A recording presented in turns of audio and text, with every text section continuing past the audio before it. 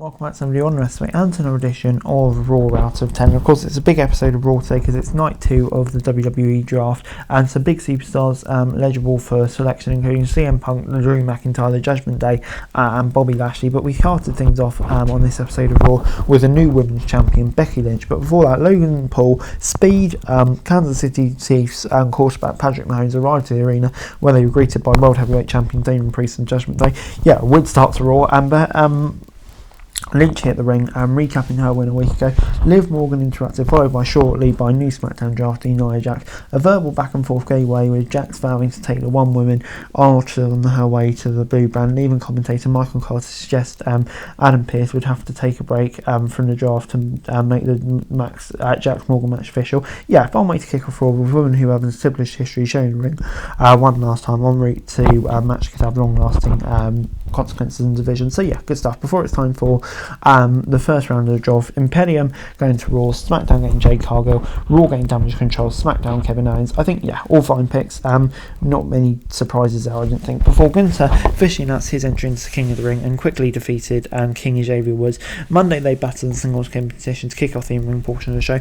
Woods was resilient, absorbing the punishing blows dealt by him by the ring general. His late comeback was cut off with Gunther catching a kick attempt and driving him down with another chop. He applied Boston Crab, but Kofi teasing to throw in the towel. Woods was insistent that he could fight his way out of the submission. He didn't know, and the Australian scored the tap-out win. This was a good match with some strong character work from Gunther, who mimicked taking the crown off the King of the Ring and putting it on his head. This was more of that to get him out of him. The greatest star will shine in WWE. So yeah, I thought it was fine. Decent match. Big win for Gunther, but I think, yeah, just kind of building up to King of the Ring. I'll give it 6 out of 10.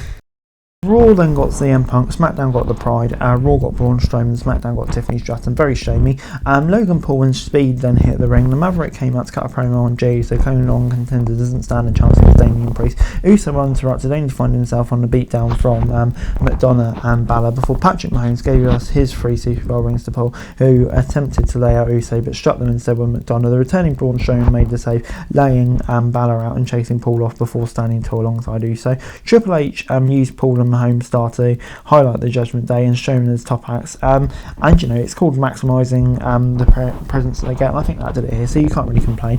Before we got the IC Championship match between Seth Rollins and Bronson Reed, and it never really felt like it got out of neutral, but in a way it didn't have to.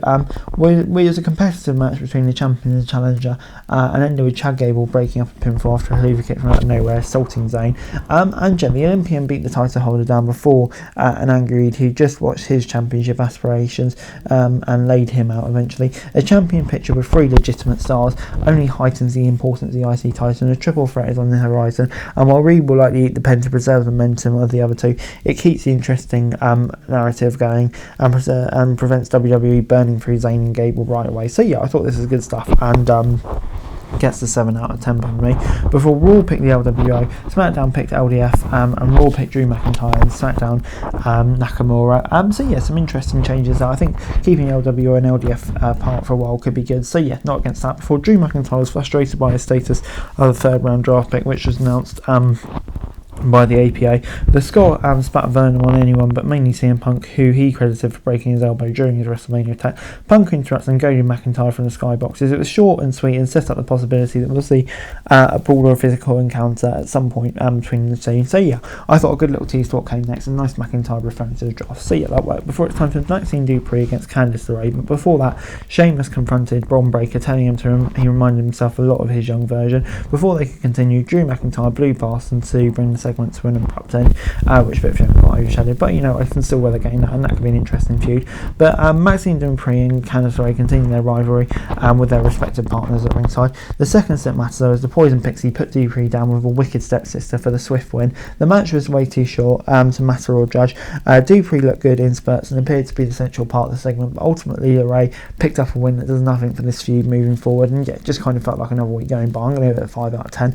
Before Drew McIntyre furiously checked the skybox boxes and finally found CM Punk in the one he had been in, not only then to watch a straight-edge superstar make his way to the ring, the best in the world cut a scathing promo on the Scot, setting the stage for the eventual showdown between them upon their returns to the ring after injury. The simplicity of this one, complete with Punk disrespectfully turning his back on McIntyre to say he's not worth his attention, really overstated this. It wasn't overly long and it continues a story that's becoming one of the top on Monday night, despite there not being an overall interaction due to Punk's injury. Before Raw got Judgment Day, SmackDown got Naomi, Raw got Ilya, really fussed about that one. SmackDown got Green and Niven. So yeah, two different divisions they were both concentrating on there. Before the result of the night's opening promo segment, Liv Morgan battled Nia Jax with Tiffany at ringside. Late in the contest, Naomi attacked Stratton and their fight spilling over the guardrail into the ringside area. Morgan took advantage of the momentary distraction, delivering Oblivion, scoring a big victory over the Irresistible Force. It was a great way to give Morgan a quality win over a heel who fans buy in a brawl between Naomi and Stratton, shined a light on the Women's World Championship match, of course, taking place at Backlash. So yeah, I thought, like I say, this worked really nicely. Gets a 7 out of 10 from me. Raw got the New Day, SmackDown got Pretty Deadly, Raw got Lyra Valkyria from NXT, which is a great pickup, and SmackDown got Candice LeRae and Indy Hartwell. So a few little changes there, and I think, yeah, I'm quite excited to see how a lot of them do on their new brands. Before The Miz and R-Truth defended the tag titles against Alpha Academy, and yeah, a sprint of about saw the champions barely break a sweat as they weathered the offensive Otis late on, including his trademark centipede, before delivering a truth crushing finale for the successive title defence.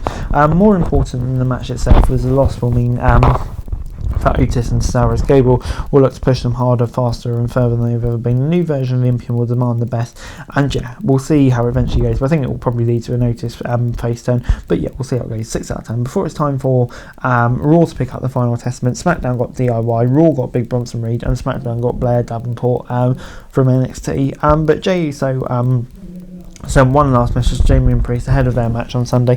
Team of Andrade and Ricochet to defeat the Judgment Day in an action-packed main event. The match was no better or worse than the high-energy six-man tag main events that WWE does so well, but it did establish Superstar as a superstar with momentum heading through Backlash. An interesting choice because the argument could have been made that Uso has credibility in a way Priest doesn't, so WWE Creative may have done a new world champion a disservice by focusing too much on the challenger. Triple H and co were hoping Priest battling Uso will go a long way in establishing as a valid champion, but a great deal of that would depend on how they manage it. So yeah, on the whole, it gets a 7 out of 10 from me. I thought, good match, and I think did a good job of, kind of promoting Uso as a top contender. So yeah, worked well for me. Overall, this week gets a 6 out of 10 from me. I thought, yeah, it was a pretty decent episode of Raw this week. Lots going on. I thought the main event was quite fun. And yeah, we kind of had an interesting one with the draft, which kind of overshadowed it, but it also being a go-home show for Backlash. There was a lot going on here, but I think WWE weathered it all quite well. So yeah, on the whole, I'm going to give it a 6 out of 10. Hey guys, that's it for this video. Thanks very much for watching. Remember to like, share, subscribe, follow us on our socials, link in the description below for daily wrestling news, meme and content. Subscribe to our other channels on screen right now, that'd be greatly appreciated. Thanks very much for watching. Peace out.